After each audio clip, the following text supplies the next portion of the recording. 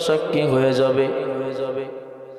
দুনিয়ার কোনো মানুষ যদি না দেখলে, কোনো কিছু যদি না দেখে, বাবাও যদি না দেখে, মাও যদি না দেখে, যে জমিনের উপর দ্বারা তুমি গুনাহ করতেছো, এই জমিন কাল কিয়ামতের দিন তোমার বিরুদ্ধে সাক্ষী হয়ে যাবে। এক নাম্বার সাক্ষী তাহলে কি?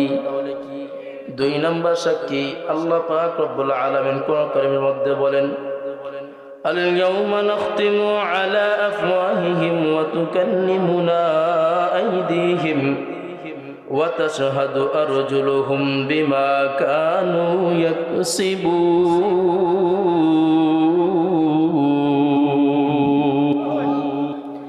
আল্লাহ পাক রব্বুল আলামিন কোরআন কারীমের মধ্যে বলেন, দুই নম্বর সাক্ষী হলো তোমার পা, বলেন কি? তিন নম্বর সাক্ষী হলো তোমার হাত, বলেন কি? তাহলে এক নম্বর সাক্ষী হয়ে গেল জমিন, দুই নম্বর সাক্ষী হয়ে গেল পা, তিন নম্বর সাক্ষী হয়ে গেল